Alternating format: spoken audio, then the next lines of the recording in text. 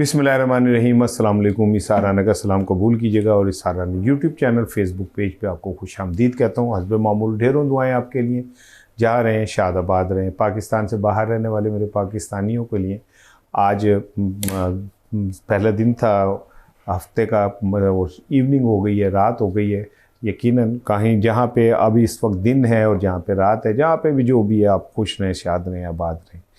आज का जो मेरा बड़ा इम्पोर्टेंट टॉपिक है वो जो मैं एक अरसे से कह रहा था कि पीटीआई में क़यादत का बहरान है, लेकिन क्या इस बहरान को मज़ीद बढ़ाया जब मुत्तहदा अपोजिशन जो है उसको तोड़ने की कोशिश हुई।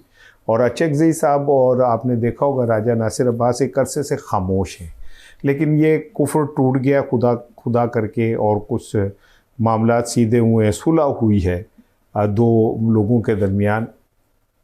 इस सुलह के ऊपर मैं बात करूंगा कि ये सुलह कैसे हुई और इसमें किस किस का क्या किरदार है और की असरात होंगे।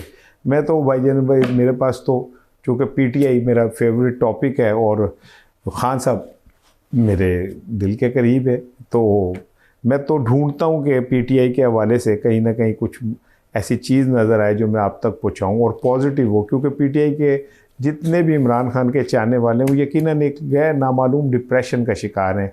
और डिप्रेशन ये है कि उन्हें समझ नहीं आ रही कि हमारे खान का क्या बनेगा। जून जुलाई शुरू होने लगा, गर्मियाँ अपने अरूज पे होंगी, खान एक कूलर हफ्स ज़्यादा कूलर के अंदर अब अपनी ज़िंदगी गुजारेगा। तुसी चलाओ एसी, तुसी ना बोले सोना ते करके ना तो उधर सामने बैठो। दूसरी इम्पॉर्टेंट चीज़ जो है वो डेफिनेटली आज फिर बड़े दिनों से जो इकरार वाला मामला चल रहा है इस पे बात करूंगा, लेकिन पहले खलीज की सूरत हाल और बड़ी इम्पॉर्टेंट एक आज की, अब मैं समझता हूँ कि बड़ी इम्पॉर्टेंट एक डेवलपमेंट है। और डेवलपमेंट क्या है? डेवलपमेंट ये है कि मुझे ऐसा लगता है कि ट्रंप साहब ने पाकिस्तान को इस मुज़ाकरात में से माइनस कर दिया और ये उनकी बात से जो बात क्लियर हो गई है वो ये कि अब अमेरिका का कोई वफद पाकिस्तान नहीं आएगा। ये एक मायूस कुन बात है हमारे लिए, क्योंकि साढ़े तो टोर टप्पे ऐसे गलते सन कि जी अमेरिका का वफद हमारे पास आता है, अमेरिकन वफद हमें मिलता है, यहाँ पर हमारे उस पे आता है, यहाँ मुज़ाकरात कराते हैं। प्राउड वाली बात भी है कि पाकिस्तान की सरजमीन पे अमरीकी आके बैठते थे और ईरानी बैठ के करते थे। लेकिन आज ट्रंप ने दो जुमले कहे। एक तो उसने कहा कि जी अब हमारे बंदे अब 16-16 घंटे 17-17 घंटे ट्रैवल नहीं करेंगे। पता नहीं उसे पेट्रोल महंगा हो गया इसलिए जहाज़ तो कहते हैं पेट्रोल खर्चा बहुत होगा, तो हमारा मंगा लें। वो तैयारा खड़ा होता है, उसे रोज़ चलाना पड़ता है, क्योंकि अगर उन्हें उसे ना चलाएं गल्फ स्ट्रीम को तो ख़राब हो कर डर रहता है। साढ़ा तैयारा मंगा लें, पेट्रोल भी साढ़े को ले लें, माई बाप हैं आप हमारे जनाब। लेकिन उन्होंने कहा जी अब ये 16-16 घंटे की फ़्लाइटें नहीं चलेंगी, जिसका मतलब ये हुआ कि ट्रंप ने वाज़े तौर पे कह दिया कि अब उनका कोई वफद पाकिस्तान नहीं आएगा। और फिर उन्होंने कहा कि मेरी टेलीफोन लाइनें खुली हुई हैं, जिसने मुझसे बात करनी है वो मुझसे बात कर ले। यानी इस बात को अगर आप इस तरह समझें कि वो ईरान को इस बात की हौसला अफजाई कर रहे हैं कि आप मुझसे डायरेक्ट डील करें या डायरेक्ट बात करें। उसने 2 दफ़ा कहा कि मैं वाइट हाउस खुला हुआ है, मेरे फ़ोन लाइन खुली हुई है और जो चाहे है मुझसे बात कर ले ईरान के हवाले से। फिर उनका कि ईरान से हमारी गुफ्तगू चल रही है, वहाँ पे कुछ अच्छे लोग हैं जिनसे हमारी बातचीत चल रही है। तो अगर अब इस सारी गुफ्तगू को आप दोबारा एक दफ़ा जायज़ा लें तो ट्रंप ने पाकिस्तान अपने बंदों को आइंदा भेजने से इनकार कर दिया है और मुज़ाकरात में इनडायरेक्टली पाकिस्तान को माइनस भी कर दिया है। और उसने कहा कि जी उनके साथ अब हमारी डायरेक्ट डीलिंग चल रही है। ये एक बड़ा टर्निंग पॉइंट है वो इस हवाले से कि पाकिस्तान की जो हुकूमत है उनके पास एक ही अब क्रेडिट की बात आ गई थी, जिसमें वो अपने सोशल मीडिया वालों को बाकी जगहों पे शोर मचाते थे और वो एक तासुर ये देने की कोशिश करते थे कि जी शहबाज शरीफ अब पॉपुलर तरीन है, देखें वो डबल प्रेस कोट पहन के जिसके 2 बटन थे तो 2 अच्छे होते हैं और वो यूं करके जाते हैं, वो बदोबदी लोगों के हाथ मिला के उनके साथ हंसते हुए तस्वीरें खिंचवाते हैं। तब वो फिर वही तस्वीरें पीआईडी से रिलीज़ करवाई जाती है जिसमें वो यूं करके खड़े होते हैं, सामने उनके साथ लोग खड़े हैं। तासुर ये दिया जाता है कि लोग उनकी बात को बहुत गौर से सुन रहे हैं, क्योंकि वो इस वक्त के दुनिया के सबसे बड़े दानिश्वर हैं। तो वो सारा तो टोट टप्पा मुक जाएगा, लेकिन चलो इस बहाने कम से कम पिंडी इस्लामाबाद वालों की ज़िंदगी में कुछ सुकून तो आएगा। वो बेचारे इस शदीद गर्मी के अंदर इतनी मुसीबत का शिकार हैं। कई कई किलोमीटर की लाइनें लगी होती हैं, अचानक रोड बंद हो जाते हैं, अचानक सिक्योरिटी के नाम के पे कुछ हो जाता है, चले उन्हों की जान तो छूटेगी। लेकिन ट्रंप की मुझे नहीं लगता जान छूटने वाली है। देखें 60 दिन की एक आईनी मुद्दत होती है जब वो जो कांग्रेस है वो अमरीकी सदर को 60 दिन की आईनी मुद्दत देती है कि लो जी 60 दिन ने देख तुसी जड़ा कट्टी कटा करना कर लो। अब वो 60 दिन की जो मुद्दत है इस जुम्मे को ख़त्म हो रही है। इसके बाद फिर ट्रंप को उसके लिए आईनी शेल्टर चाहिए होगा। अब ये आईनी शेल्टर मिलता है नहीं मिलता ये बाद की बात है, लेकिन इस जुम्मे को ख़त्म होगी। इससे पहले पहले ट्रंप के पास मौका है कि वो जो इस जंग के हवाले से करना चाहता है या कर सकता है वो कर गुजरे। और इतलात यही है कि ईरानियों के साथ उनके मामला बड़ी तेज़ी से चल रहे हैं। ईरानियों ने कहा जी पहला नाकाबंदी ख़त्म करें, ये जो आपने की हुई है आपने हुर्मस की। दूसरा ये कि हमें हर्जाना दें जितना बड़ा हमारे साथ नुकसान हुआ है। तीसरा ये कि हमें यकीन दिलाएं कि आप फिर आप इस तरह की कोई हरकत नहीं करेंगे। अभी उस यकीन दिलाने वाली बात तो किसी दुनिया में किसी और मुल्क के पास नहीं है, जबकि अमेरिका का फोकस सिर्फ एक ही है कि उसे किसी तरह जो यूरेनियम है वो ईरान का वो मिल जाए। और यही मेरा सबसे बड़ा डर है कि यूरेनियम ईरान का लेने के बाद उसने हमारे तक मुँह करना ही करना है, करना ही करना है, करना ही करना है। मैं आपको 3-4 चीज़ें बड़े दिनों से कह रहा हूँ कि एक तो कोई मुज़ाकरात कामयाब नहीं होंगे, कहीं ना कहीं कुछ रहेगा, और अगर हुए भी तो बड़ा लंबा अरसा चाहिए। दूसरा मैं आपसे कह रहा हूँ कि ईरान के बाद पाकिस्तान को उन्होंने घेरना है। तीसरा मैं कह रहा हूँ कि ईरान के यूरेनियम पे नज़र रखने वालों ने पाकिस्तान के एटम बम को भी बर्दाश्त नहीं करना। और ये जंग, चौथी मेरी बात है, याद रखिएगा कि जंग यहूदियों और ईसाइयों के अंदर भी फैल सकती है, क्योंकि जिस तरह क्या कहते हैं यहूदी फ़ौजियों ने इसराइल के हज़रत ईसा के मुजस्मे की बेहुरमती की है, उससे ईसाइयों में बहुत ज़्यादा तशवीश पाई जाती है। और टिकर कार्लसन जो है वो उसने तो इसके ऊपर मतलब शदीद एहतिजाज भी किया है, और उसने कहा कि ये क्या नाम है, क्या हुई कि आप ईसाइयों के जो हम पहले जो पॉप ल्यू के ऊपर एना रोला पाई रखे उन्हें ट्रंप ने, और उनके साथ फड्डा लिए रखा। ये ऐसे ही है जैसे कोई मुसलमान हुक्मरान जो है ना वो इमाम काबा के साथ शुरू हो जाए। तो ये एक तरफ ये चल रही हैं बातें, दूसरी तरफ इसराइल के ऊपर बहुत शदीद नेतन्याहू के ऊपर मुश्किल है। कैंसर उन्होंने हो चुके हैं, अब उसके खिलाफ वहाँ इसराइल में एक नया इत्तेहाद बन गया और 2 साबिक वज़ीर आज़म उसके खिलाफ इकट्ठे हो गए, उसके खिलाफ करप्शन की तहकीकात शुरू हो गई हैं। ये सारी चीज़ें देखा जाए तो बड़ी हैं, लेकिन है बड़ी ख़तरनाक नहीं, क्योंकि हरिया ज्वारी कुछ भी कर सकता है।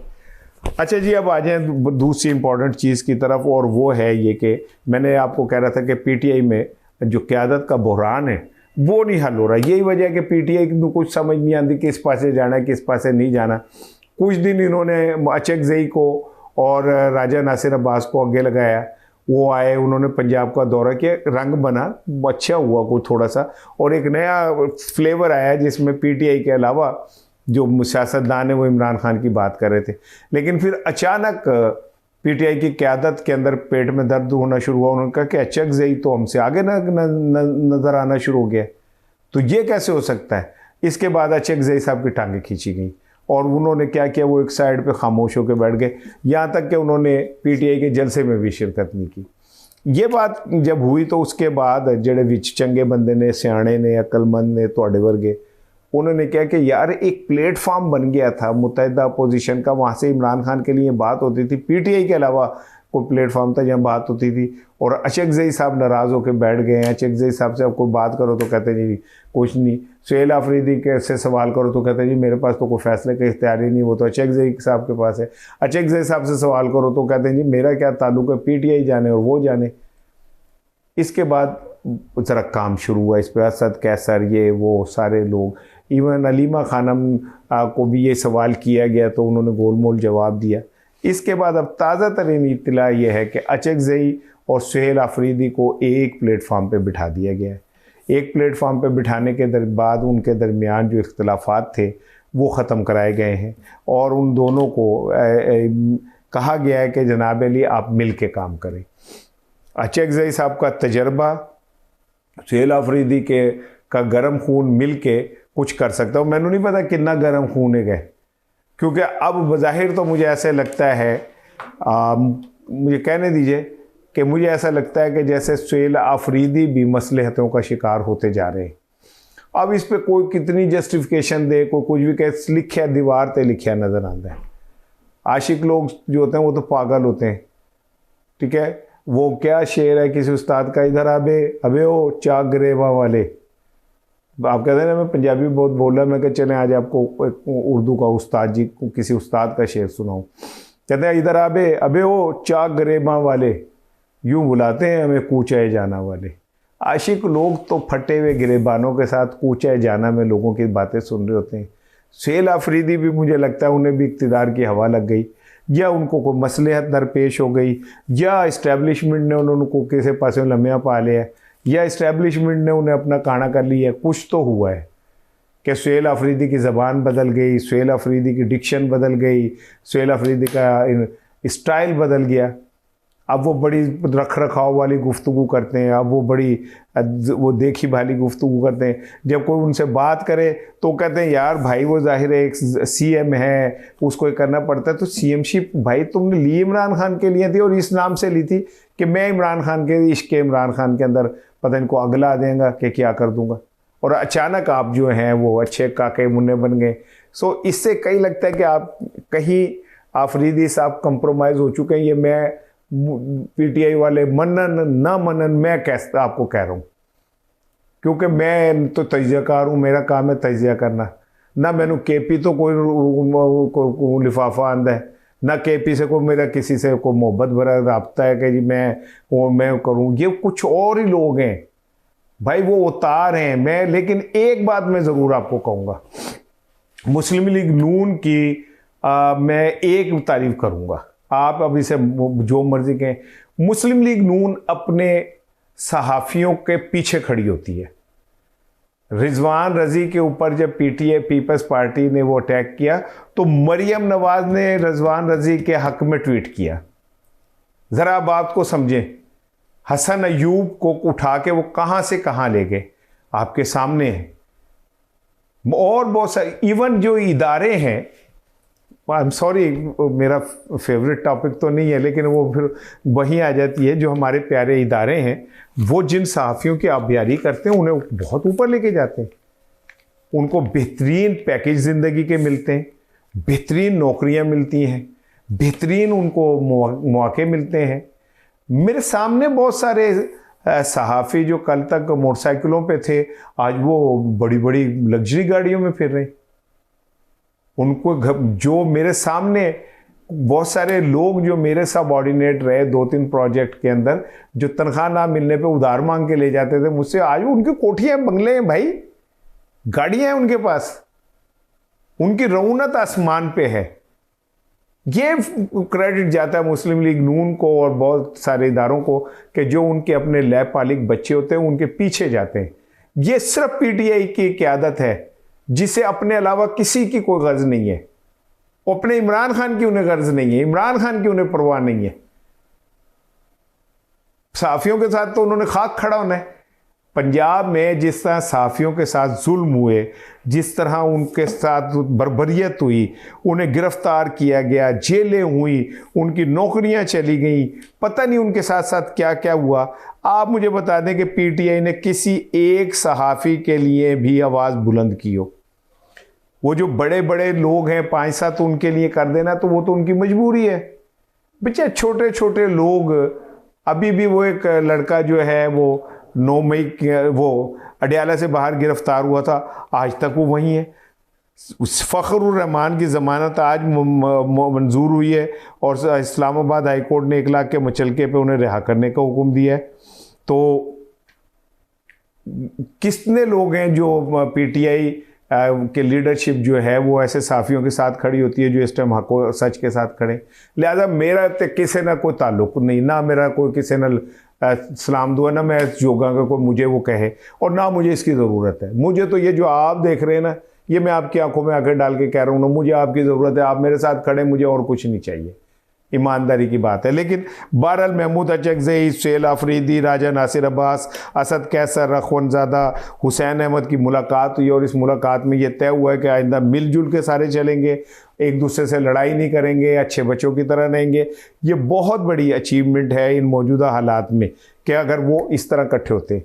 अब आ जाएँ आखिरी में मेरे प्यारे प्यारे, मेरे सबसे हर दिल अजीज़ इकरारुल हसन के हवाले से। लेकिन उससे पहले आज मैं क्लिप देख रहा था जिसमें वो मुफ्ती कवी साहब के साथ वो खातून जो मुस्लिम लीग नून की हैं, साहब वो ख़ुद को तजिया निगार भी कहती हैं, लंदन में भी होती हैं, नाम मुझे याद नहीं आ रहा उनका, शायद मेरे लिए अहम नहीं है नाम, अभी नाम आ गया याद तो मैं ज़रूर आपसे करूँगा।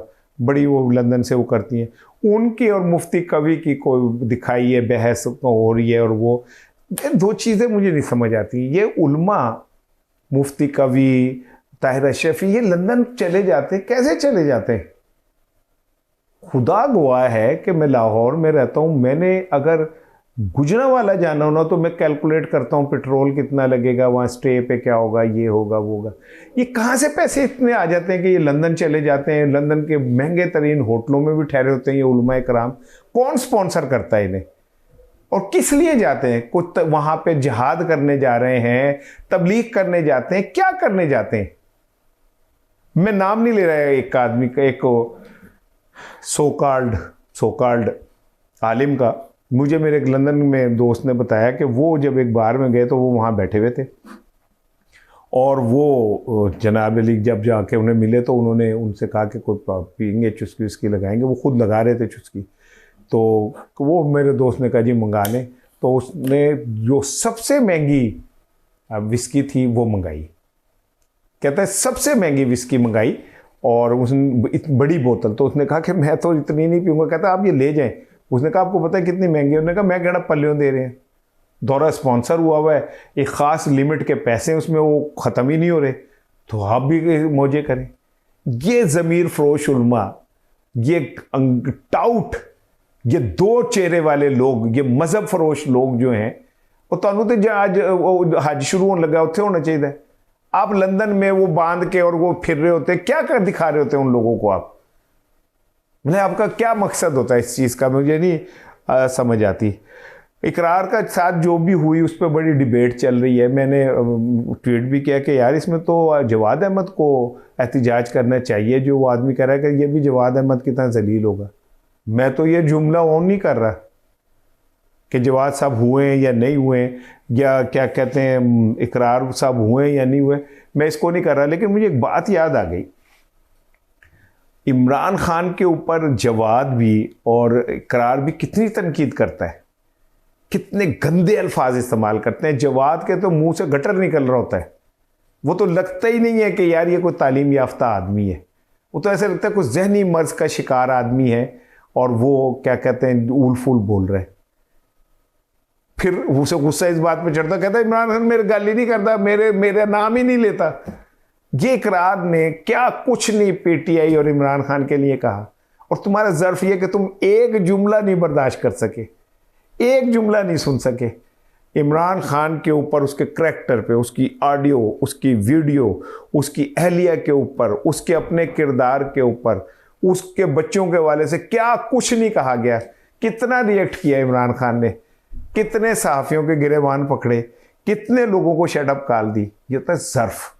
और उसने एक दफ़ा कहा भी था एक गुफ्तगू में कि मैं चला गया ना तो आपको बहुत सारी मेरी चीज़ें याद आएंगी। आज आपको याद आ रही होंगी कि वो ज़र्फ वाला था कि उसे आपने क्या कुछ नहीं कहा और किस हौसले से उसने सब कुछ बर्दाश्त किया। बहरहाल चलें जी, क्या कहते हैं इंसान का कद उसके किरदार से पता चलता है, और इकरार साहब जो कुछ भी कर रहे हैं उससे अंदाज़ा हो रहा है कि उनका जो कद ARY ने बनाया था वो कुछ ज़्यादा बना दिया था। अस्सलाम वालेकुम, आपसे मुलाकात होगी कल सुबह के लिए।